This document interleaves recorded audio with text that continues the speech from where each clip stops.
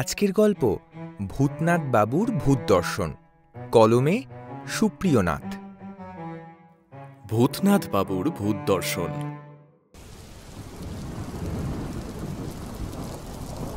এখন সবে বর্ষা এসেছে, আকাশ জুড়ে কালো মেঘের দাপাদাপি, কিন্তু আমার মনে শারদোৎসব উকি মারছে।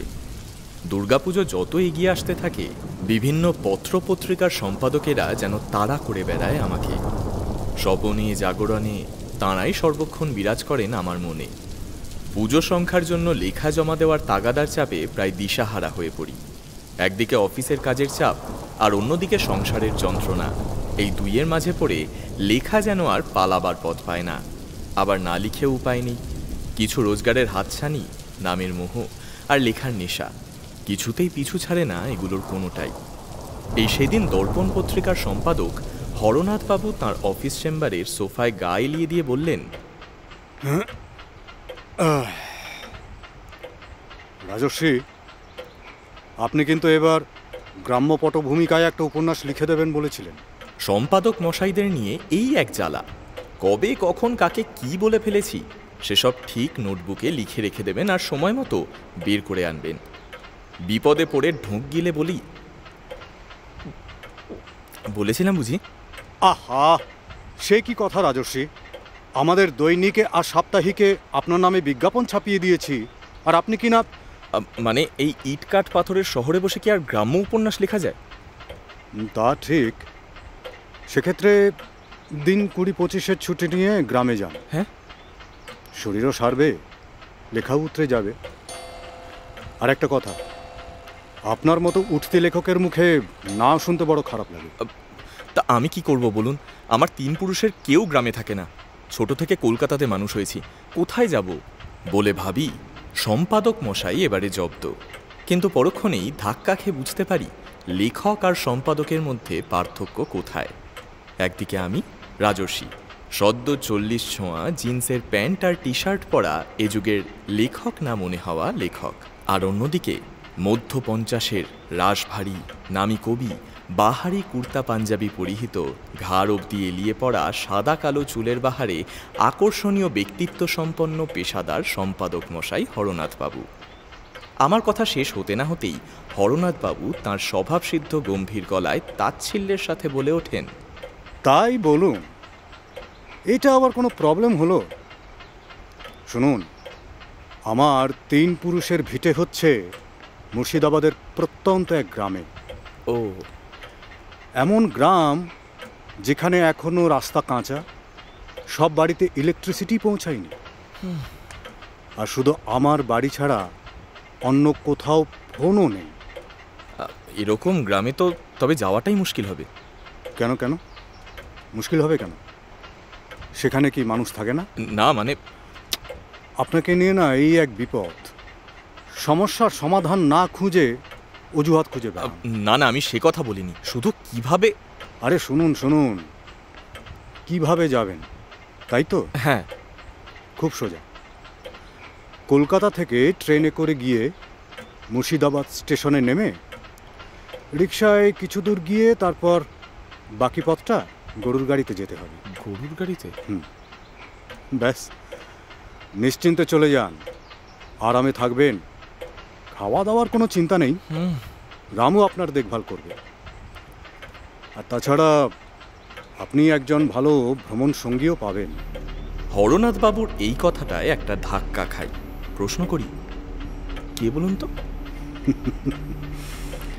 আপনি চেনেন তাকে? ভূতনাথবাবু। ভূতনাথবাবু? হ্যাঁ, আমি বিলক্ষণ চিনি ভদ্রলোককে। ভূতের গল্প লেখেন, নামী লেখক, বয়স প্রায় 60।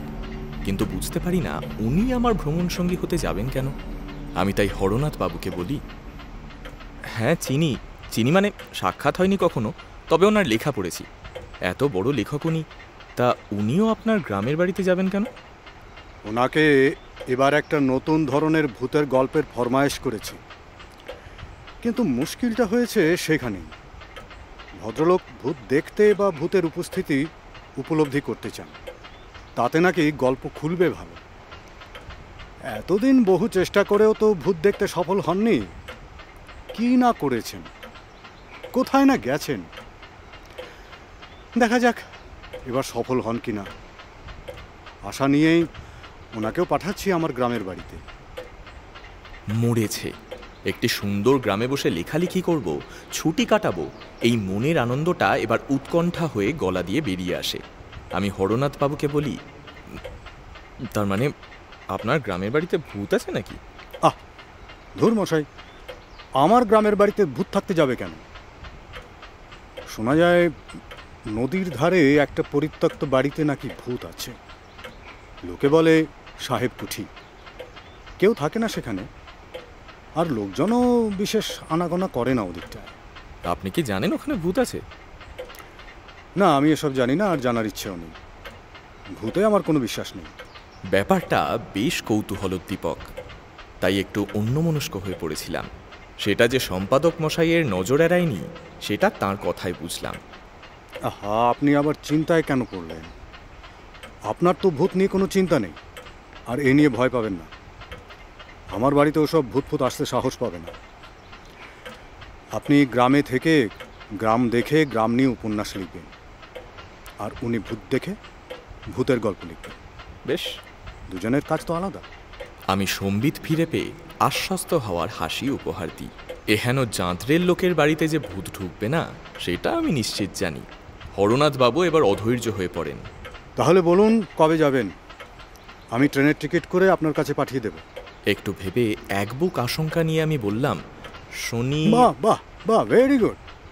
আমি আগামী শনিবারের টিকিট করে আপনার কাছে পাঠিয়ে দেব। আমি অসহায়ভাবে ঘাড় নাড়লাম। সত্যি বলতে কি, আমি বলতে চেয়েছিলাম শনির দশায় না পড়ি ভূত আর গ্রাম নিয়ে। তা উনি আমার মুখ থেকে শনি শব্দ উচ্চারিত হতেই তাকে শনিবার ভেবে আমাকে আর কথা শেষ করার সুযোগ না দিয়ে নিজের নিদান শুনিয়ে দিলেন। অগত্যা ভূতেই যে আমার ভবিষ্যৎ তা ঘাড় কাত করে বিনা বাক্য ব্যয়ে মেনে নিলাম।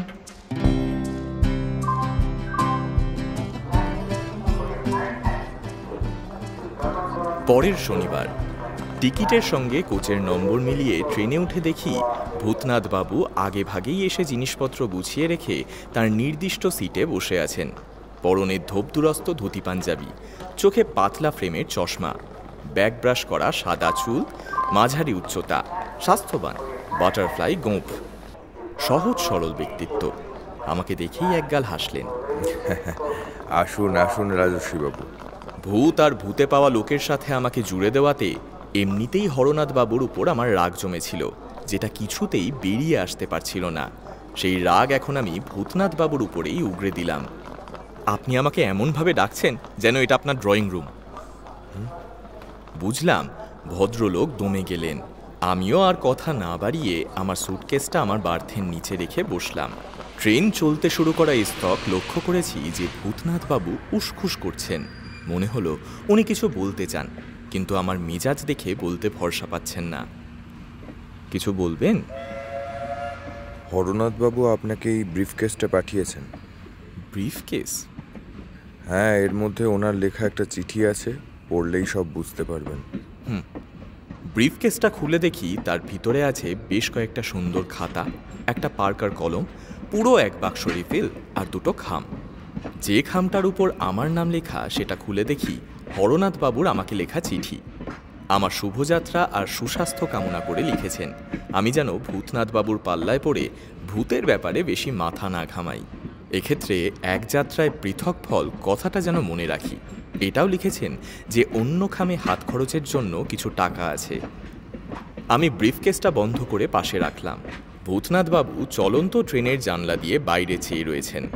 জানি না কি দেখছেন, কেননা চতুর্দিক অন্ধকার। তবে স্টিম ইঞ্জিনের হিস হিস আওয়াজটা বেশ ভালো লাগে। খোলা জানলা দিয়ে কয়লার গুঁড়ো ঢুকছে, তা ঢুকুক, প্রাণ জুড়ানো হাওয়াও তো ঢুকছে। কামরাতে কিছু লোক নিজেদের মধ্যে নিচু স্বরে গল্প করছে, কেউ বা শোয়ার জন্য ব্যবস্থা নিচ্ছে। ভূতনাথ বাবুর দিকে চেয়ে দেখি উনি তখনও এক দৃষ্টে জানলার দিকেই তাকিয়ে রয়েছেন। একবার মৃদুস্বরে ডাকলাম, কোনো সাড়া নেই। এবার ভালোভাবে চেয়ে দেখি ভদ্রলোক ঢুলছেন। আমি একটু নিজের গলা খাঁকারি দিলাম, একটু জোরেই ডাকলাম, ভূতনাথ বাবু। উনি চমকে ফিরে তাকালেন। আমি একটু হেসে বললাম, আপনি ঘুমিয়ে পড়েছিলেন, আর আমি ভাবছিলাম আপনি বুঝি গল্পের প্লট ভাবছেন। ভূতনাথবাবু চোখ কচলিয়ে ম্লান হেসে বললেন, আর প্লট? সারা জীবন ভূতের গল্প লিখে কাটালাম, কিন্তু দুঃখ কি জানেন, ভূতের দেখা পেলাম না। আহা, সেই জন্য আপনি এত দুঃখ করবেন কেন? আমিও তো এত গল্প লিখি, তা বলে সব চরিত্রকে চোখের সামনে দেখতে পাই কি? আপনার ক্ষেত্রে চরিত্রগুলো মানুষ বলে বিশ্বাসযোগ্য হয়, কেউ কোনো প্রশ্ন তোলে না। কেন? আপনাকে কি কেউ ভূতের উপস্থিতি নিয়ে প্রশ্ন করেছে? না, ছোটরা করে না, কারণ তাদের বিশ্বাসের জোর আছে, কিন্তু বড় হলে মনও ধীরে ধীরে অবিশ্বাসী হয়ে ওঠে। তাই বড়দের জন্য ভূতের গল্প লিখতে আর ভালো লাগে না। সেজন্য একটা প্রাইভেট টিভি চ্যানেলের জন্য একটা ভুতুড়ে সিরিয়ালের স্ক্রিপ্ট লিখছি। লোকে নাকি ভালোই খাচ্ছে। খাচ্ছে মানে? খাচ্ছে মানে ভালোভাবে নিচ্ছে আর কি, এখনকার সময়ের ভাষা আর কি, বোঝেনি তো। তা ভালো যখন লাগছে না, তখন ভূতের গল্প লিখছেন কেন? পাবলিক অন্য গল্প নেয় না? সে চেষ্টা কি আর করিনি। পাবলিক খায় না, মানে নেয় না আর কি, পেট চালতে তাই ভূতই ভরসা। আমি ঘাড় নাড়লাম। ভূতনাথবাবু ঠিকই বলেছেন। আমি একবার নিজের লেখার স্বাদ বদলানোর জন্য গোয়েন্দা উপন্যাস লিখতে চেয়েছিলাম। খুব উৎসাহ নিয়ে কথাটা হরনাথবাবুকে বলতেই তিনি প্রচণ্ড বিরক্ত হয়ে বলেছিলেন, আহ রাজস্বী, সবাই জানে আপনি পারিবারিক বা সামাজিক উপন্যাস লেখেন। আপনার লেখা অপরাধ কাহিনী চলবে না। ওসব গোয়েন্দা গল্প শরদিন্দু বাবুকেই মানায়। হরনাথবাবুর কথার কোনো ছাঁচছিড়ি নেই, কিন্তু লেখা পড়ে তো পাবলিক উল্টোটাও ভাবতে পারে, তাদের ভালো লেগেও তো যেতে পারে। আপনার কি লেখালেখি ছেড়ে সম্পাদক হওয়ার ইচ্ছে হয়েছে? কেন বলুন তো? শুনুন মশাই, আপনারা লেখেন আপনাদের আত্মার তৃপ্তির জন্য, আর আমরা তা ছাপি পাবলিকের কথা ভেবে। কিন্তু আপনার গোয়েন্দা গল্প ছাপার রিস্ক আমি তো অন্তত নেব না। আপনি যখন সম্পাদক হবেন তখন ছাপবেন। আরে মশাই, নায়ককে যেমন ভিলেনের রোলে মানায় না, তেমন ভিলেনকেও কিন্তু লোকে নায়ক হিসেবে মেনে নেয় না। আমি আর কথা বাড়াইনি, ওনার কাছে জানতেও চাইনি আমাকে উনি নায়ক ভাবেন না ভিলেন ভাবেন। মনের তাড়নায় গোয়েন্দা উপন্যাসটা লিখে সেটাকে ফেলে রেখেছি আলমারিতে। নিজের জন্য খুব দুঃখ হতে লাগলো, কিন্তু ভূতনাথবাবুর দুঃখ তো আরও বেশি। তাকে তো ভূতে ধরেছে। এ জীবনে যে ঘাট থেকে নামবে তার আশা বড়ই কম। নিজের মনের ভার কম করার জন্য ভূতনাথবাবুকে একটা হালকা প্রশ্ন করে বসলাম। আচ্ছা দাদা, আপনার নামটার সঙ্গে ভূত জড়িয়ে পড়লো কেন? মানে নামটাকে ভূতে ধরলো কেন? ভূতনাথবাবু একটুও রাগলেন না, বললেন, আমাকে নাকি খুব ছোটবেলায় ভূতে পেয়েছিল। খুব জ্বর, সঙ্গে ভুল বকা। গ্রামের বাড়িতে সবাই ভাবলো আমাকে বুঝি ভূতে পেয়েছে। ওঝা ডেকে ঝাড়ফুঁক করা হলো। সেই থেকে ভূত আমাকে ছেড়ে আমার নামকে ধরল। কিন্তু নামের জন্যই কিনা জানি না, বয়স যত বেড়েছে ভূতের ওপর ততই যেন আমার মায়া পড়তে শুরু করেছে। ভূতের ওপর মায়া? বলেন কি দাদা? আর কি বলবেন বলুন, নেশাও বলতে পারেন। যাই হোক, দেশ বিদেশের বহু ভূত বিষয়ক বই পড়েছি, নানা ভূতুরে জায়গায় গেছি, কিন্তু ভূতের দেখা পাননি, তাই তো? কিন্তু তবুও ভূতে বিশ্বাস করেন, কেন করেন? শুনুন রাজর্ষিবাবু, আমার একটা প্রশ্নের উত্তর দিন তো। আপনি ভগবানে বিশ্বাস করেন? তা করি বটে। তা যে করেন সেটা আপনার গলায় ঝোলানো মা কালীর লকেট দেখেই বুঝেছি। কিন্তু তাতে কি হলো? ভগবানকে না দেখেও যদি ভগবানে বিশ্বাস রাখা যায়, তবে ভূত না দেখেও ভূতে বিশ্বাস করা যাবে না কেন? সেটা আপনি একদমই ঠিক বলেছেন। ভূতনাথবাবুর যুক্তি অকাট্য। আমি হেসে হার স্বীকার করি।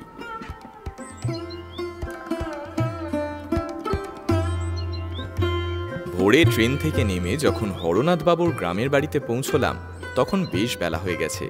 পুরনো আমলের খিলান দেওয়া বাড়ি, চওড়া দেওয়াল, কড়িবর্গা দেওয়া উঁচু ছাদওয়ালা ঘর, উঁচু প্রাচীর দিয়ে ঘেরা বিরাট উঠান, সেখানে মার্বেলের তৈরি বসার জায়গা। বাড়িটাকে দেখে বেশ বোঝা যায় ঘন ঘন যাতায়াত না করলেও বাড়িটার প্রতি হরনাথবাবুর নজর আছে। প্রথম দুটো দিন আমি শুধু এদিক ওদিক ঘুরে কাটিয়ে দিলাম। লেখার জন্য মনের জমিটা সব আগে তৈরি করতে হয়। লেখা শেষ করা নিয়ে আমার কোনো চিন্তা নেই। লিখতে মন বসে গেলে আমি দিনে 10-12 ঘন্টা লিখতে পারি। ভূতনাথ বাবুর সঙ্গে শুধু খাওয়ার সময় দেখা হয়, কথাও খুব কম হয়। ভদ্রলোককে চিন্তান্বিত দেখলাম। কম কথা বলছেন। চিন্তাটা যে ভূতের গল্প লেখা নিয়ে নাকি ভূত দেখা নিয়ে তা বুঝতে পারলাম না। আমিও বিশেষ ঘাটালাম না, কারণ আমিও ইতিমধ্যে আমার লেখা নিয়ে ব্যস্ত হয়ে পড়েছি। বলা বাহুল্য, খাওয়া দাওয়া খুব ভালো চলছে। হরনাথবাবুর কাজের লোক রামুর যেমন সব দিকে নজর, তেমনি খাসা তার হাতের রান্না। বেশ বুঝতে পারছি কিছুদিন এখানে থাকলে কলকাতাতে ফিরতে আর ইচ্ছে হবে না। সারাদিন লিখে চলা ছাড়া আর একটা কাজই আমি প্রতিদিন করি, সেটা হচ্ছে খুব ভোরে বেড়াতে যাই। সেই সূত্রে একদল বয়স্ক মানুষের সঙ্গে আমার আলাপ হয়েছে। সত্যি বলতে কি, গ্রামে অচেনা নতুন মুখ দেখে তাঁরাই আমার সাথে যেচে আলাপ করেছেন। সকালে হাঁটা শেষ করে সতুর চায়ের দোকানের বেঞ্চিতে বসে চা খাওয়াটা নেশার মতো হয়ে গেছে। সেখানে যাদের সঙ্গে বসে গল্প করি তারা সবাই বয়সে আমার চেয়ে অনেক বড়, কিন্তু আমার সাথে বন্ধুর মতো মিশেন। এদের মধ্যে রবিবাবু ও হরিবাবুর সঙ্গে আলাপটা একটু বেশি হয়েছে আমার। দুজনেরই বয়স 70-এর ওপরে। বাস্তবে গ্রামের মানুষের আন্তরিকতা, ভালোবাসার ক্ষমতা আমার উপন্যাসের চরিত্রগুলোর চেয়ে অনেক বেশি। তাদের হৃদয়ের এই প্রসারতা অনুভব করতে না পারলে আমার লেখা কিছুতেই প্রাণ পাবে না। মুখে স্বীকার না করলেও হরনাথবাবুকে মনে মনে অনেক ধন্যবাদ দিলাম।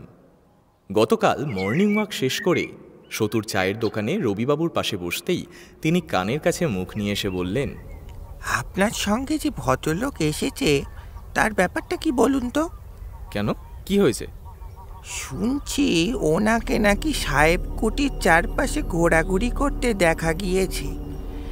জায়গাটা বিশেষ ভালো নয়, উনি বোধহয় জানেন না। উনি সব জানেন, উনি জেনে শুনেই এই গ্রামে এসেছেন। সে কি কথা? সতুবাবু একটা থালার উপর চায়ের গ্লাস সাজিয়ে নিয়ে এসেছিলেন। আমি একটা গ্লাস তুলে নিয়ে রবিবাবুকে প্রশ্ন করলাম, আচ্ছা রবিবাবু, সত্যি কি ওখানে ভূত আছে? আমি তো হরনাথবাবুর কাছে সেরকমই শুনেছি, তবে বিশ্বাস করিনি। ঠিকই শুনেছেন, কিন্তু তার সাথে ওই ভদ্রলোকের সম্পর্ক কি? আদপে উনি ভূতের গল্প লেখেন, আর ভূত দেখার বাসনাও আছে। ভূতনাথবাবুর গলা শুনে চমকে ফিরে দেখি পিছনে ভূতনাথবাবু দাঁড়িয়ে আছেন। কখন এসেছেন বুঝতেই পারিনি। আমি ওনাকে বেঞ্চিতে বসতে বলে রবিবাবুর সাথে আলাপ করিয়ে দিলাম। ইনি বিখ্যাত লেখক ভূতনাথবাবু, আর ভূতনাথবাবু ইনি বোধহয় গ্রামের সবচেয়ে পুরনো মানুষ রবিবাবু। নমস্কার। রবিবাবু হাত জোর করে নমস্কার করতেই প্রতি নমস্কার জানিয়ে ভূতনাথবাবু বললেন, আমি জানি, আর সেই জন্যই আপনার কাছে আমার আশা। আমার কাছে? হ্যাঁ, নদীর ধারে ওই সাহেব কুঠি সম্বন্ধে জানতে চাই। ওই বাড়ির ইতিহাস আমাকে জানতেই হবে। আমি 2-1বার ওখানে ঘুরে এসেছি। আমরা দুজনেই হতবাক হয়ে একে অন্যের চেহারা দেখি। আমি ভূতনাথবাবুকে খুব ভালোভাবে দেখছিলাম। চোখে মুখে প্রত্যয়ের ছাপ। উনি যে হাত গুটিয়ে বসে নেই তা বোঝা গেল। প্লিজ রবিবাবু, আমার জানা দরকার ওই বাড়ির ইতিহাস। অগত্যা একটু মাথা ঝাঁকিয়ে রবিবাবু শুরু করেন সাহেব কুঠির বৃত্তান্ত। আমি যেটুকু শুনেছি আমার পূর্বপুরুষদের কাছে সেটুকুই তো বলতে পারি। বাড়িটার নাম হলো গিয়ে সাহেব কুঠি, হলেও বস্তুত ওটা নাকি আগে ছিল নবাব সিরাজদৌল্লার কোনো সভাসদের বাড়ি, বুঝলেন কিনা। সম্ভবত নাম ছিল মোহাম্মদ করিম। সিরাজের খুব কাছের লোক ছিলেন তিনি। পলাশির যুদ্ধে পরাজয়ের পর পালানোর সময় সিরাজ ধরা পড়লেন, তাকে হত্যা করা হলো। এরপরে করিমও নবাবের দেওয়া মহল ছেড়ে পালিয়ে এলেন, বুঝলেন, প্রত্যন্ত গ্রামের এই বাড়িটায়। কিন্তু তাতেও তিনি বাঁচেননি। মির্জাফরের লোকজন এই বাড়িতেই তাকে হত্যা করে। তারপর ব্রিটিশরা যখন পুরোদস্তুর এদেশের মালিক হয়ে বসলো, তখন সাহেবরা ওই বাড়ির চেহারাই বদলে দিল একেবারে।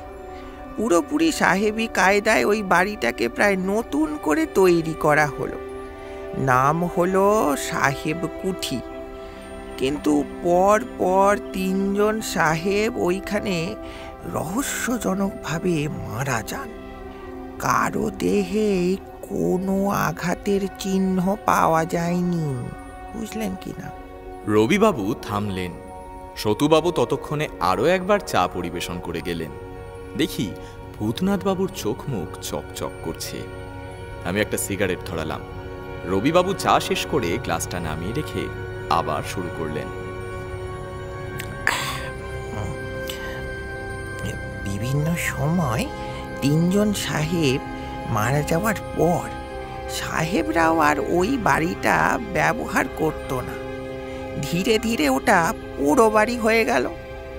এরপর শুনেছি কোনো একজন স্বাধীনতা সংগ্রামী আত্মগোপন টোপন করে ওই বাড়িটায় নাকি আশ্রয় নিয়েছিল। সে দীর্ঘদিন সে এখানে লুকিয়েও ছিল। তারপর একদিন রাত্রে একদল পুলিশ সেখানে হানা দেয়, বুঝলেন।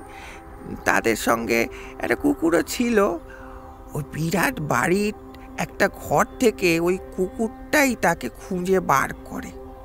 পুলিশ তাকে ধরে নিয়ে এসে এই আম গাছের নিচে গুলি করে মারে। হয়তো ওই ছেলেটি কোনো বাধা দিয়েছিল পুলিশকে। খোঁজ নিয়ে দেখতে হবে কোনো পুলিশও সেই সময় মারা গিয়েছিল কি না। এগুলো আমার শোনা কথা। তবে আমার দেখা দুটো ঘটনা আছে। একবার একটা চোর রাত্রে ওই বাড়িতে লুকিয়েছিল, বুঝলেন। পরের দিন আধমরা অবস্থায় তাকে বাগানে পাওয়া গেছিল। আর একবার তিনজনের একটা ডাকাত দল ওইখানে লুকিয়ে থেকে এমন ভয় পেয়েছিল যে পরের দিন নিজেরাই পুলিশের কাছে গিয়ে ধরা দিয়ে দেয়। বলেন কি? হ্যাঁ। ভূতনাথ বাবু যেন কথাগুলো গিলছিলেন। এবার তিনি মুখ খুললেন। আপনারা দল বেঁধে দিনের বেলাতেও ওখানে যাননি কোনোদিন? না, তবে দিনের বেলায় বাড়িটার আশেপাশে বাগানে ঘুরেছি, কিন্তু সত্যি কথা বলতে কি ভেতরে যাইনি কোনো দিন। কেউ গিয়েছে বলেও শুনিনি। কিন্তু আমি যে ওখানে এক রাত্রি কাটাবো বলে স্থির করেছি। ভূতনাথ বাবুর কথায় যেন চমকে উঠল সবাই। হরিবাবু এতক্ষণ পাশে বসেই সব শুনছিলেন। উনিও এবার হাত জোর করে ভূতনাথ বাবুকে বললেন, না না না, আপনি আমাদের গ্রামের অতিথি, নামী লোক। আপনার যদি কোনো অনিষ্ট হয় তাহলে আমরা সবাই অপরাধী হয়ে থাকবো। আপনি এসব করবেন না। আপনাদের কোনো ভয় নেই। আমি অতীতেও এরকম হানাবাড়িতে রাত কাটিয়েছি, কিন্তু ভূতে কোনো অনিষ্ট করা তো দূরের কথা, সামনেই আসেনি। এখানেও তাই হবে। তবুও জানেন তো, আশায় বাঁচে চাষা, সেই জন্যই চেষ্টা করা। ভূতনাথ বাবু আর কোনো কথা না বাড়িয়ে সবাইকে নমস্কার করে উঠে পড়লেন। বুঝলাম ভূতের সঙ্গে বোঝাপড়া না করে উনি এ যাত্রা ছাড়বেন না। দুপুরে খাওয়ার টেবিলে ভূতনাথ বাবুকে কিছুটা উৎফুল্ল দেখালো। অন্যদিন রামু হাজার সাধাসাধি করেও দ্বিতীয়বার ভাত নেওয়াতে পারে না, আর আজ সেই মানুষ দুবার ভাত চেয়ে নিলেন। আমি জিজ্ঞাসা করলাম, দাদা কি মনে হচ্ছে, ভূতের দেখা পাবেন? তা সম্ভাবনা আছে বলতে পারেন। আচ্ছা, আপনি কোনোদিন ভূতের উপস্থিতি টের পাননি? টের পাইনি বললে মিথ্যা বলা হবে, বুঝলেন। দেখিনি কোনোদিন, কিন্তু অনুভব করেছি। একবার উত্তরপ্রদেশের এক পাহাড়ি এলাকায় এক পুরো বাগান বাড়িতে রাত কাটাচ্ছি। সিগারেট ধরিয়ে বসে আছি। মশা পোকামাকড় বিরক্ত করছে। মাঝরাত নাগাদ অজান্তেই কখন যেন চোখের পাতা বুজে এসেছিল। হঠাৎ পিঠে কার হাতের টোকা পড়তেই ঘুম ভাঙল। ব্যাস, আর কিছু বুঝলাম না। সে রাত্রে আরো একবার এরকম ঘটেছিল। আবার দ্বিতীয় ঘটনাটা বাংলাদেশের খুলনাতে। সেখানেও এক পরিত্যক্ত বাড়িতে রাত কাটানোর সময় কোনো এক রহস্যময় উপস্থিতি টের পেয়েছিলাম। তাই নাকি? সেদিন ভূতের আশায় বসে থাকার সময় আমি সিগারেট ধরাইনি, পাছে আগুন ব্যাপারটা ভূতের কাছে ডিস্টার্বিং হয়ে যায়। সেদিন মাঝরাত পার হয়ে গেল। চুপচাপ একটা ভাঙা চৌকিতে বসে আছি। পাশে রাখা টর্চ, সিগারেটের প্যাকেট, দেশলাই আর অন্যান্য কিছু জিনিসপত্র। মাঝরাত পার হয়ে যেতে হতাশ হয়ে পড়লাম। ভাবলাম একটা সিগারেট ধরাই। প্যাকেট থেকে সিগারেট মুখে নিয়ে যতবার দেশলাই জ্বালাতে চাই ততবারই যেন একটা হালকা হাওয়া এসে সেটা নিভিয়ে দেয়। বেশ কয়েকবার চেষ্টা করে ক্ষান্ত দিলাম। মনে হলো ভূত বাবাজি আমার ধূমপান করাটা পছন্দ করছে না। কিন্তু তারপর সব চুপচাপ। বিরক্ত হয়ে একসময় আপাদমস্তক চাদর মুড়ি দিয়ে ঘুমিয়ে পড়েছিলাম। ভোরে যখন ঘুম ভাঙলো তখন দেখলাম আমার সিগারেটের প্যাকেটটা বেমালুম খালি, আর চৌকির পাশে সিগারেটের ছাই। ব্যাস, ভূতের উপস্থিতি টের পাওয়া বলতে এটুকুই আমার সম্বল। আমার মনে যে সম্ভাবনার চিন্তা ঝিলিক দিচ্ছিল তা বলেই ফেললাম। আচ্ছা, এমন তো হতে পারে যে সিগারেটগুলো আপনিই ধরিয়েছিলেন, খেয়াল করতে পারেননি হয়তো। সবাই এরকম ভাববে বলে এসব কথা কাউকে বলি না। রাজর্ষিবাবু, একটা কথা বলুন তো, যদি গল্প বানাবো বা গুলি দেব তবে আরো জমিয়েই দিতাম, যাতে আপনি বিশ্বাস করতেন। কথাটা ঠিক। আমার এই জাতীয় খোঁচা দেওয়াটা একদম অনুচিত হয়েছিল বুঝে সাত তাড়াতাড়ি মাপ চাই। দাদা, আপনি কিছু মনে করবেন না, আসলে আমি ভূতের ব্যাপারে একদম অজ্ঞ। না না, ঠিক আছে। ভূতনাথবাবু মুখে বললেন না না ঠিক আছে, কিন্তু ওনার উঠে পড়ার ধরন দেখে মনে হলো ভদ্রলোক আমার খোঁচাটা হজম করতে পারেননি। সত্যি বলতে কি, আমিও ওনার গল্পটা হজম করতে পারিনি। আর যাই হোক, ভূতে সিগারেট খেয়েছে এটা আমি বিশ্বাস করতে পারবো না। ভূতের ব্যাপারে এই ধরনের গুল দেওয়াটা আমার একদম পছন্দ না। উনি এবার সাহেব কুঠিতে রাত কাটাতে এসে কি গল্প ফেঁদে বসেন তার ঠিক কি। সেজন্য আমি ভাবলাম উনি যেদিন সাহেব কুঠিতে রাত কাটাবেন সেদিন আমিও সেখানে অন্য ঘরে উপস্থিত থাকব। ভূতনাথবাবু বা অন্য কাউকে ব্যাপারটা জানাবো না। ভূত রহস্য বা ভূতনাথ রহস্য দুটোর মধ্যে আসল রহস্যটা আমাকে জানতেই হবে। হঠাৎ যেন আমার মধ্যে গোয়েন্দা গল্প লিখিয়ে সত্তা জেগে উঠল। এমন লেখক যে নিজেই গোয়েন্দা, এই রহস্য ভেদ করে তার উপর যে লেখাটা লিখব সেটা হরনাথবাবুর পক্ষেও প্রত্যাখ্যান করা সম্ভব হবে না। পরের দুদিন আমি শুধু আমার লেখা নিয়েই ব্যস্ত থেকেছি, আর লক্ষ্য রেখেছি ভূতনাথবাবুর গতিবিধির ওপর।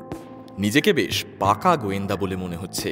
এর মধ্যে অবশ্য ওনার সঙ্গে আমার সম্পর্কটাও স্বাভাবিক হয়ে গেছে। আমি বলে রেখেছি সাহেব কুঠিতে তাঁর রাত কাটানোর ব্যাপারে যে কোনো রকম সহযোগিতা আমি করতে রাজি। ধন্যবাদ জানিয়ে ভদ্রলোক বললেন তার কোনো দরকার নেই, কিন্তু মুখ দেখে বুঝলাম বেশ খুশি হয়েছেন। সেদিন রাত্রে খাওয়ার টেবিলে ভূতনাথবাবুকে জিজ্ঞাসা করলাম, আচ্ছা, কবে আপনি সাহেব কুঠিতে রাত কাটাবেন সেটা ঠিক করলেন কি? ভদ্রলোক দেখলাম আমার প্রশ্নটা শুনেও না শোনার ভান করলেন, চলে গেলেন অন্য কথায়। বুঝলাম নিজের কাজের ব্যাপারে গোপনীয়তা রক্ষা করছেন।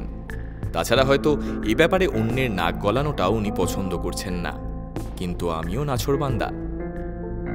ভূতনাথবাবুর নিশি অভিযানের দিনক্ষণ জানার জন্য অন্য উপায় আমাকে ভাবতে হবে। তবে একটা ব্যাপার আমার নজরে এসেছে, তা হলো রামুর সঙ্গে ভূতনাথবাবুর ঘনিষ্ঠতা ইদানিং বেশ বেড়েছে। প্রায়ই দেখি একান্তে পরস্পরের সঙ্গে নিচু স্বরে তারা কিছু আলোচনা করে। সে আলোচনা আমাকে দেখলেই বন্ধ হয়ে যায়। সে যাই হোক, আমিও তলে তলে প্রস্তুতি শুরু করে দিলাম। মন বলছে অভিযানের সময় এসে গেছে। তাই আর দেরি না করে সেদিনই বাজারে গিয়ে পুরো বাড়িতে রাত কাটানোর জন্য প্রয়োজনীয় জিনিসপত্র কিনে নিলাম হরনাথবাবুর দেওয়া টাকাতেই। জিনিসপত্র বলতে একটা শতরঞ্চি, শক্তিশালী টর্চ, সাপ তাড়ানোর জন্য 1 শিশি কার্বলিক অ্যাসিড, মশা না কামড়ানোর মলম, অন্ধকারে গা ঢাকা দেওয়ার জন্য কালো বর্ষাতি আর কালো টুপি, নিঃশব্দে চলাফেরা করার জন্য নরম রাবারের জুতো, কয়েক প্যাকেট সিগারেট, দেশলাই, 2 প্যাকেট বিস্কুট আর চা নেওয়ার জন্য একটা ফ্লাস্ক। এইসব সাথে নিয়ে নিজেকে যে একটা দুঁদে গোয়েন্দার মতো দেখতে লাগবে সেটা ভেবে পুলকিত হয়ে উঠি। এর মধ্যে একটা কথা বলতে ভুলে গেছি। গতকাল আমি মর্নিং ওয়াক করার সময় সবার চোখের অলক্ষ্যে চলে গিয়েছিলাম সাহেব কুঠিতে। ভাঙাচোরা পাঁচিল দিয়ে ঘেরা বিশাল বাড়ি, ভাঙা লোহার গেটের ভগ্নাবশেষ পার হয়ে বাগানে ঢুকলাম। বাগান না বলে আগাছার জঙ্গল বলাই ভালো। বাগানে এবং বাড়িটার চারপাশে বড় গাছের সংখ্যাও নেহাত কম নয়। তাদের মোটা মোটা গুঁড়িতে সময়ের ছাপ স্পষ্ট। বড় বড় গাছগুলোর তলায় বেদিগুলোর বেশিরভাগ অংশই প্রায় নিশ্চিহ্ন। 2-1টার কিছুটা করে অবশিষ্ট আছে। এইরকমই একটা বেদিতে বসে একটা সিগারেট ধরালাম। ভাবলাম এখান থেকেই ফেরত যাব নাকি একবার ভিতরে ঢুকে বাড়ির অবস্থাটা দেখে যাব, যাতে রাত্রে থাকতে এবং নজর রাখতে অসুবিধা না হয়। সিগারেটটা শেষ করে বাড়ির ভিতরের দিকে এগোলাম। পাল্লাহীন দরজা পার হয়ে উঠোনে এসে দাঁড়ালাম। বিরাট উঠোনের দুপাশ দিয়েই দোতলার বারান্দায় উঠে যাওয়ার সিঁড়ি। মার্বেল বসানো ভাঙাচোরা সেই সিঁড়ি দিয়েই ওপরে উঠলাম। বারান্দা বরাবর পরপর ঘর। ডান দিকের সিঁড়ি দিয়ে উঠেই বাম দিকের পরপর সারিবদ্ধ ঘরগুলোর দিকে না ঘুরে ডান দিকে ঘুরলে একটা বেশ বড় সড়ো ঘর আছে। ঢুকলাম সেটায়। ধুলো আর মাকড়সার জালে ভর্তি। একটা ভাঙা চৌকি দাঁড় করানো আছে। এদিক ওদিক চেয়ে একটা ভাঙা লাঠি নজরে পড়ল। সেটা দিয়ে যতটা পারলাম মাকড়সার জাল পরিষ্কার করলাম। তারপর আবার নিচে নেমে কিছু ছোট ছোট আগাছা মূল সমেত উপড়ে নিয়ে আবার ওপরে উঠে এলাম। আগাছাগুলোকে ঝাঁটার মতো করে ব্যবহার করে মেঝে কিছুটা পরিষ্কার করা গেল। এই ঘরটা থেকেই যে আমি ভূত আর ভূতনাথ দুজনের উপরেই গোয়েন্দাগিরি করব তা স্থির করে ফেলেছি। দরজাটা খোলা রাখলে বারান্দা এবং বারান্দা বরাবর সব ঘরগুলোর ওপর নজর রাখা যাচ্ছে। বাম দিকের জানালা দিয়ে উঠোন আর পিছনের জানালা দিয়ে দেখা যাচ্ছে বাগান। নিশ্চিন্ত হয়ে একটা সিগারেট ধরাতেই একটা নতুন আশঙ্কা আমাকে ঘিরে ধরল। ভূতনাথবাবুও যদি সেদিন এসে এই ঘরটাতেই জুড়ে বসেন। একটু ভেবে ঘরটা থেকে কিছু ভাঙা আসবাবপত্র টেনে এনে ঘরটার একটু আগে বারান্দায় এমনভাবে জমা করলাম যাতে ভূতনাথবাবু বারান্দা দিয়ে এদিকে আসতেই না পারেন। তারপর সিঁড়ি দিয়ে আবার উঠোনে নেমে এসে ভাবতে শুরু করলাম কিভাবে এই সিঁড়িটা দিয়ে ওপরে ওঠার পথটা বন্ধ করা যায়। এদিক ওদিক চেয়ে দেখি একটা ভাঙাচোরা ঘোড়ার গাড়ির চাকা পড়ে আছে। কোনো ক্রমে সেটাকে টেনে এনে সিঁড়ির মুখটা বন্ধ করে দিলাম। ভূতনাথবাবুর কাছে এবার ওপরে ওঠার জন্য বাম দিকের সিঁড়ি ছাড়া আর অন্য কোনো রাস্তা খোলা থাকলো না। আমি স্থির করে ফেলেছি যে ভূতনাথবাবুর এখানে আসার আগেই আমি পৌঁছে গিয়ে সিঁড়ির মুখটা আবার বন্ধ করে দেব। বহু কষ্টে আজ রামুকে বাগে আনা গেছে। কিছুতেই সে বলতে চায় না যে ভূতনাথবাবু কবে সাহেব কুঠিতে রাত কাটাবেন। শেষে তাকে যখন বললাম হরনাথবাবু আমাকে বিশেষভাবে ভূতনাথবাবুর উপরে নজর রাখার জন্য বলেছেন যাতে ভদ্রলোক কোনো বিপদে আপদে না পড়েন, তখন মনিবের ভয়ে রামু আমাকে বলে দিয়েছে যে আগামীকাল অর্থাৎ শনিবার বিকেল নাগাদ ভূতনাথবাবু সাহেব কুঠিতে যাবেন। রামুকে কিছু পুরস্কারের আশ্বাস দিয়ে কথা আদায় করে নিয়েছি যে সে আমার পরিকল্পনার কথা ভূতনাথবাবুকে কিছুই জানাবে না। শুক্রবার রাত্রে ভূতনাথবাবু নানা রকম গল্প করলেন খেতে খেতে, কিন্তু সাহেব কুঠির ব্যাপারে কোনো কথা তুললেন না। বুঝলাম তিনি তাঁর অভিযান গোপন রাখতে চান। আমিও তাড়াতাড়ি উঠে শুতে চলে গেলাম। আগামীকাল রাত্রে যে ঘুম হবে না তা বলাই বাহুল্য। যেতে যেতে আর চোখে একবার ভূতনাথবাবুকে দেখে নিলাম। উনি যদি বুনো ওল হন তো আমিও বাঘা তেঁতুল। পরের দিন শনিবার একটা ব্যাগে প্রয়োজনীয় সব জিনিসপত্র নিয়ে যখন আমি সাহেব কুঠিতে পৌঁছলাম তখন দুপুর 2টো বাজে। নিজেরই তৈরি করা সব বাধা একে একে সরিয়ে আবার সেগুলোকে যথাস্থানে রেখে দোতলার ঘরে পৌঁছলাম। এসেই ঘরের বিভিন্ন দিকে কার্বলিক অ্যাসিড ছড়িয়ে দিলাম যাতে সাপের কামড়ে প্রাণ না যায়। রামুর কাছ থেকে একটা ঝাঁটা এনেছিলাম, সেটা দিয়ে ঘরটাকে কিছুটা পরিষ্কার পরিচ্ছন্ন করা গেল। ঘর পরিষ্কার করে ভাঙাচোরা চৌকিটাকেও পরিষ্কার করে তার উপর শতরঞ্চিটা পারলাম। বসলাম তাতে আরাম করে। ভাঙা দেওয়ালের ফাঁক দিয়ে উঠোনে ঢোকার দরজাটা দিব্যি দেখা যাচ্ছে। ভূতনাথবাবুর আসতে এখনও দেরি আছে, কারণ আমি আসার সময় দেখেছি যে ভূতনাথবাবু তখনও ব্যাগ গোছাচ্ছেন। বিকেল 5টা নাগাদ দেখলাম ভূতনাথবাবু গুটি গুটি উঠোন পার হয়ে সোজা বাম দিকের সিঁড়ি দিয়ে দোতলার দ্বিতীয় ঘরটায় ঢুকে গেলেন। একটু পরে দেখি উনি আবার নিচে নেমে বাগানে গেলেন। ভূতনাথবাবু সেই ধুতি পাঞ্জাবি আর পাম্পশু পরেছেন। তাঁর হাঁটা চলায় কোনো টেনশনের ছাপ আছে বলে মনে হচ্ছে না। ভদ্রলোক এসব ব্যাপারে অভ্যস্ত, তা জলের মতো পরিষ্কার। সন্ধ্যা নেমে আসতেই দেখলাম ভূতনাথবাবুর ঘর থেকে আলোর আভা আসছে। উনি মোমবাতি জ্বালিয়েছেন। দরজার কাছাকাছি কোথাও মোমবাতিটা রাখা আছে বলে মনে হয়। আলোর আভা বাইরে আসা নিয়ে ওনার কোনো মাথা ব্যথা থাকার কথা নয়, কিন্তু আমার তো আছে। তাই আমি মোমবাতি জ্বালালাম। সেটাকে ঘরের এক কোণে রাখা একটা ভাঙা আলমারির আড়ালে নিয়ে গিয়ে রাখলাম। এক চিলতে আলোতেই ঘরের অন্ধকার যেন আরো প্রকট হয়ে উঠল। চারিদিকে তাকিয়ে দেখি নিশ্ছিদ্র অন্ধকার সবকিছুকে গ্রাস করছে।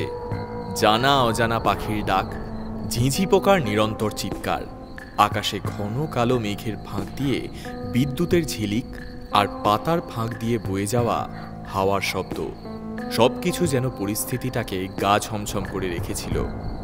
কালো বর্ষাতি আর টুপিটা পরে জানলার ধারে একটু আড়াল নিয়ে বসলাম। ভূতনাথবাবুর ঘরে পাল্লাহীন দরজা, আর বারান্দার দিকের জানলা দিয়ে ওনাকে আমি কিছুটা দেখতে পাচ্ছি। চেয়ার বা টুল জাতীয় কিছু একটাতে বসে আছেন। এখন রাত্রি 11টা। আধ ঘন্টা হলো টিপ টিপ করে বৃষ্টি পড়ছে। চতুর্দিকে অন্ধকার যেন আরো ঘন হয়েছে। ভূতনাথবাবুর ঘরেও আর আলো দেখা যাচ্ছে না। তার মানে উনি মোমবাতি নিভিয়ে দিয়েছেন। আমিও মোমবাতিটা নিভিয়ে দিয়ে জানলার ধারে বসলাম। একটু আগে চা বিস্কুট খেয়েছি। সত্যি বলতে কি, গা বেশ ছমছম করছে। পরিবেশ যে ভয়ে ভরা তা বলাই বাহুল্য। বসে আছি আর ঘড়ির দিকে তাকাচ্ছি। বিরক্তি ধরে গেল। এতক্ষণে মাঝরাত পার হয়ে গেছে। শেয়াল, কুকুর আর ঝিঁঝি পোকার কলতান শুনতে শুনতে কান ঝালাপালা হওয়ার জোগাড়। নিরুপায় হয়ে মাঝে মধ্যেই একটা করে সিগারেট ধরাচ্ছি। ওদিকে ভূতনাথবাবুর ঘর থেকেও কোনো সাড়া শব্দ নেই। ঘুমিয়ে পড়লেন কি? হঠাৎই মনে হলো আমি যে জানলার ধারে বসে একটার পর একটা সিগারেট খাচ্ছি, এটা তো একটা বড় ভুল। আমাকে দেখতে না পেলেও সিগারেটের আগুন তো ভূতনাথবাবুর নজরে পড়তে পারে। সঙ্গে সঙ্গে জানলার কাছ থেকে সরে এলাম। কিন্তু তারপরেই আমার শিরদানা দিয়ে যেন হিমস্রোত বয়ে গেল। উঠোনে যেন কাদের পায়ের শব্দ।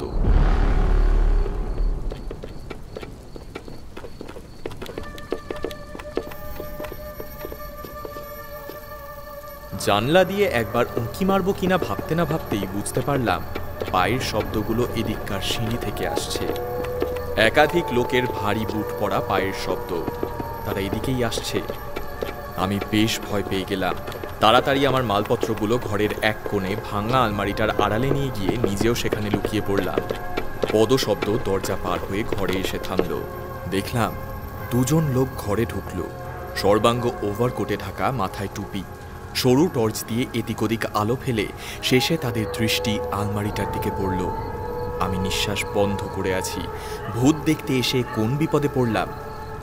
ওখান থেকে বেরিয়ে আসুন, চাপা গলায় একজন বলল। আমি দ্বিধাগ্রস্ত। চুপচাপ আলমারির পিছনে দেওয়াল সিঁটে দাঁড়িয়ে আছি, চোখ বন্ধ। আপনি নিচে না বেরিয়ে এলে শুধু শুধু জোর করতে হবে। অন্যজন রক্ত হিম করা গলায় বলল। আমার মাথা আর কাজ করছিল না। বুঝলাম বেরিয়ে আসতেই হবে। চোখ খুললাম। দেখি সামনে দুটো জান্তব চোখ ঝকঝক করে অন্ধকারে জ্বলছে। টর্চের আলো তার গায়ে পড়লে বুঝলাম ওটা বিদেশি কুকুর। আমি চুপচাপ আলমারির পিছন থেকে বেরিয়ে এলাম। চলুন আমাদের সঙ্গে। আমি জিজ্ঞাসা করতে চাইলাম কোথায় যাব, কিন্তু গলা দিয়ে আওয়াজ বের হলো না। সম্মোহিতের মতো আমি ওদের সাথে সাথে ঘর থেকে বের হয়ে সিঁড়ি দিয়ে নেমে চললাম। একজন আমার আগে, একজন পিছে, আর কুকুরটা সবার আগে। উঠোন পার হয়ে এলাম বাগানে একটা আম গাছের তলায়। দুজনেই ইঙ্গিতে আমাকে গাছতলার বেদিতে বসতে বলল। কুকুরটাও আমার দিকে তাকিয়ে চিৎকার করে উঠল। হঠাৎই মনে পড়ল রবিবাবুর বলা গল্পটা। ওটা মনে পড়তেই সমস্ত শরীর মন আচ্ছন্ন হয়ে আসতে লাগলো। এরা কি তবে? জ্ঞান যখন ফিরল তখন চারিদিকে তাকিয়ে দেখি আমি আম গাছের বেদিতে শুয়ে আছি। আমাকে ঘিরে বেশ কয়েকজন উদ্বিগ্ন মানুষ। এদের মধ্যে রয়েছেন রবিবাবু আর হরিবাবু। পিছনে রয়েছে রামু। মাথা আর চোখ এত ভারী যে তাকাতে কষ্ট হচ্ছে। ইঙ্গিতে আমাকে কথা বলতে বারণ করে সবার সাহায্য নিয়ে রামু আমাকে একটা রিকশায় তুলল। আচ্ছন্ন ভাবটা যখন কিছুটা কাটল তখন বোধহয় বিকেল গড়িয়ে সন্ধে হয়েছে। চোখ মেলে দেখি ঘর ভর্তি লোক। লজ্জায় আর সংকোচে ধরফড়িয়ে বিছানায় উঠে বসলাম। রামু সাথে সাথেই এক কাপ গরম চা এনে হাজির করল। চা খেয়ে বেশ কিছুটা সুস্থ বোধ করতে লাগলাম। আপনি মশাই একটা কাণ্ড ঘটিয়েছিলেন বটে। সারা রাত্রির বৃষ্টির মধ্যে আমবাগানে ছিলেন? রবিবাবু আমার বিছানার পাশেই চেয়ারে বসে বললেন। আমি কোনো উত্তর না দিয়ে রামুর দিকে তাকালাম। নিশ্চয়ই সে বলে দিয়েছে। যাই হোক, রামু আমার হয়ে সাফাই গায়। আদপে দাদাবাবু তো ভূতনাথ বাবুকে রক্ষা করার জন্য গেছিলেন। আর দাদাবাবু আমার মাফ করবেন, সাত সকালে রবি কাকার হরি কাকা আমার কান ধরে এমন ধমক দিলেন যে আমি সব বলে দিয়েছি। ভাগ্যিস বলেছিলাম, তাই তো আপনাদের দুজনকে ফেরত পেলুম। হরিবাবু এগিয়ে এসে বিছানায় বসলেন, বললেন, আপনি দুদিন ধরে মর্নিং ওয়াক করতে আসছেন না দেখে আমরা আপনার খোঁজে হরনাথ বাবুর বাড়িতেই চলে আসি। এসে দেখি এই ব্যাপার। দেরি না করে দল বেঁধে আমরা ছুটি সাহেব কুঠিতে। সেখানে আপনাকে পেলাম বাগানে অজ্ঞান অবস্থায়, আর ভূতনাথ বাবুকে বাড়ির ভিতরের সিঁড়িতে। তিনিও পড়ে গিয়ে মাথায় চোট পেয়ে অজ্ঞান হয়ে গিয়েছিলেন। ঘরের এক কোণে চেয়ারে বসে থাকা ভূতনাথ বাবুর দিকে তাকিয়ে দেখি তার মাথায় ব্যান্ডেজ। চোখে মুখে ক্লান্তির ছাপ থাকলেও তাতে ছড়িয়ে আছে তৃপ্তির আমেজ। রামু ঘরের সবাইকে চা পরিবেশন করে যাচ্ছে। গল্পের গন্ধ পেয়ে কেউ ঘরের বাইরে যাওয়ার নাম নিচ্ছে না। বলা বাহুল্য, আমি আর ভূতনাথ বাবু আকর্ষণের মূল কেন্দ্র। আমাদের কথা শোনার অপেক্ষায় সবাই অধীর। আপনি কি করে পড়ে গেলেন? আমি ভূতনাথ বাবুকে জিজ্ঞাসা করি। ভূতনাথ বাবু যেন এরকম একটা প্রশ্নের অপেক্ষায় ছিলেন। তিনি সঙ্গে সঙ্গেই শুরু করলেন, রাত্রের প্রথম প্রহরে কোনো ঘটনা না ঘটায় আমি তো হতাশ হয়ে ঢুলতে শুরু করেছিলাম। হঠাৎ কিসের আওয়াজে এদিক ওদিক তাকিয়ে দেখি বারান্দার অন্য প্রান্তের ঘরে যেন এক আগুনের বিন্দু, ঠিক যেন কেউ সিগারেট খাচ্ছে। অন্ধকারে কাউকে দেখা যাচ্ছে না, কিন্তু আগুনটা দেখা যাচ্ছে। মাথাটা গুলিয়ে গেল। ভূতে সিগারেট খায় বলে কখনো তো শুনিনি। এটা নিয়ে বেশি চিন্তা করার আগেই দেখি কালো ওভারকোট আর টুপি পরা দুজন লোক ডান দিকে সিঁড়ি দিয়ে উপরে উঠে কোণার ঘরটায় ঢুকল। অন্ধকারে সবকিছু স্পষ্ট বোঝা মুশকিল, কিন্তু একবার বিদ্যুৎ চমকাতেই দেখলাম ওদের সাথে একটা কুকুরও আছে। প্রায় দম বন্ধ করে আড়াল থেকে নজর রেখে চললাম। কয়েক মিনিটের স্তব্ধতার পর মনে হলো চাপা গলায় কেউ কথা বলছে, কিন্তু কি বলছে তা বুঝতে পারলাম না। ভূতনাথ বাবু ইশারায় জল চাইলেন। উত্তেজনায় তাঁর চোখ মুখ লাল হয়ে উঠেছে। রামু তাকে জল দিতে এক নিঃশ্বাসে তা শেষ করে তিনি আবার শুরু করলেন। কয়েক মিনিট পর দেখলাম তারা আরও একটা লোককে নিয়ে আবার সিঁড়ি দিয়ে নিচে নেমে যাচ্ছে। একবার ভাবলাম এখানে নিশ্চয়ই চোর ডাকাতরা ঘাঁটি গিরে বসেছে। এদিকে তারা উঠোন পার হয়ে বাগানের দিকে যেতেই আমিও টর্চটা হাতে নিয়ে সিঁড়ি দিয়ে নামতে শুরু করলাম। উত্তেজনার বশে বুঝতে পারিনি কখন যে ধুতির কোঁচাটা আলগা হয়ে গেছে। তাতেই পা আটকে গড়াতে গড়াতে একেবারে নিচে এসে পড়তেই মাথাটা যেন কিসের সাথে জোরে ঢুকে গেল। তারপর তো জ্ঞান যখন ফিরল তখন দেখি রবিবাবুরা আমাকে নিয়ে ডাক্তারখানায় পৌঁছে গেছেন। বুঝলাম না কাল রাত্রে যাদের দেখলাম তারা কি মানুষ না ভূত। ঘরে উপস্থিত সবাই একে অন্যের মুখ দেখছে। কারোর কোনো প্রশ্ন নেই। রবিবাবু শুধু কপালে একবার হাত ঠেকালেন। আপনি তেনাদের দেখেছেন? যে বিপ্লবীর কথা বলেছিলাম সেই বারান্দার ওই কোণার ঘরেই লুকিয়েছিল। শেষে সিগারেট খাওয়াই ওর কাল হলো। একদিন রাত্রে সিগারেটের আগুন নজরে পড়ে যায় পুলিশের। তাকে ধরে নিয়ে যাওয়ার সময় বাগানে পুলিশের সঙ্গে তার খণ্ডযুদ্ধ হয়। ধস্তাধস্তির মধ্যে সে একজন পুলিশের পিস্তল কেড়ে নিয়ে তাকে আর কুকুরটাকে গুলি করে মেরে দেয়, কিন্তু দ্বিতীয় পুলিশটা তাকে গুলি করে মারে। এই কদিনে খোঁজ খবর নিয়ে এগুলো আমি জেনেছি। আমি একদম মুখ বন্ধ করেছিলাম, কারণ মুখ দিয়ে কথাই বেরোচ্ছিল না। আমার শিরদাঁড়ার মধ্যে দিয়ে যেন শিহরণ বয়ে যাচ্ছিল। কত বছর আগেকার এক মর্মান্তিক নাটকের যে পুনরাভিনয় গত রাত্রে হলো, তাতে আমিও একজন চরিত্র ছিলাম। আর ভূতনাথবাবু ভূতেদের সাথে আমাকেও দেখেছেন, চিনতে পারেননি শুধু। সন্ধেবেলায় রামুর হাতে তৈরি গরম চপ আর চা খেয়ে সবাই গেলেন। সদ্য তাজা ভূতের ভয়েই যে তাদের বাড়ি ফেরার তাড়াহুড়ো, সেটা তারা মুখে না বললেও চোখে মুখে বলেছেন। সবশেষে রামুও ঘরের বাইরে যেতেই ভূতনাথবাবু গদগদ হয়ে বললেন, সত্যি বলতে কি, আমার জীবন সার্থক হলো মশাই। তবে তবে একটা কথা বলবো, যদি কিছু মনে না করেন। কথাটা যখন থেকে জ্ঞান ফিরেছে তখন থেকে মনের মধ্যে গুড়গুড় করছে। হ্যাঁ বলুন। কাল রাত্রে ওভারকোট পরা লোকগুলো যাকে ধরে নিয়ে যাচ্ছিল, পিছন থেকে দেখে আমি তো আপনাকেই ভেবেছিলাম। আসলে বয়সের সাথে সাথে দৃষ্টিশক্তি কমে এসেছে তো, কি দেখতে কি দেখি তার ঠিক থাকে না। হ্যাঁ হ্যাঁ, আপনি ঠিকই দেখেছিলেন, ঠিকই ভেবেছিলেন। হ্যাঁ আগে মানে বলছি যে আপনার চোখ ভালো আছে, আপনি ঠিকই দেখেছিলেন। হ্যাঁ, ওটা আমিই ছিলাম। হাসি থেমে গেলেও ভদ্রলোকের ঠোঁট জোড়া ফাঁক হয়ে রয়েই গেল। অনেক কষ্টে গোঁ গোঁ করে বললেন, হ্যাঁ, বলেন কি মশাই? আর ওরা ওরা তেনারাই। হ্যাঁ, আর একটা কথা, ভূতেরা না সিগারেট খায় না। আপনি যে আগুনের বিন্দুটা দেখেছিলেন, ওটা আমারই সিগারেট। ভূতনাথবাবু চোখের সামনে আমাকে দেখেই ভূত দেখার মতো চিৎকার করতে যাচ্ছিলেন। আমি চোখ বড় করে আমার ঠোঁটে আঙুল রেখে ইঙ্গিতে চুপ করতে বলায় কোনো ক্রমে নিজেই নিজের মুখ হাত দিয়ে চেপে চিৎকারটা গিলে ফেললেন। দরজায় খুট করে আওয়াজ হতে দেখি রামু এসেছে। দয়াবাবু, সর্বনাশ হয়েছে। আমরা মুখ চাওয়াচাওয়ি করলাম। বললাম, কি হয়েছে? কর্তাবাবু কাল আসতেছেন, ফোনে সব শুনেছেন। মনে হলো আপনার উপর খুব রেগে আছেন। খাটের পাশে টেবিলে রাখা খাতা কলম টেনে নিই। ভূতনাথবাবু আর কথা না বাড়িয়ে নিজের ঘরে চলে গেলেন।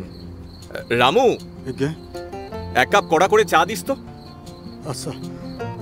রামুর হাতের চা খেয়ে একটা সিগারেট ধরিয়ে লিখতে শুরু করি, যেটা আমার কাজ, যেটা আমি পারি। মাথা থেকে ভূত আর ভূতনাথ দুটোকেই নামিয়ে হরনাথবাবুর মুখটা মনে করার চেষ্টা করি। একজন ভূতে পাওয়া লেখকের কাছে সম্পাদক মশাইয়ের চেয়ে বড় ওঝা আর কেই বা আছে?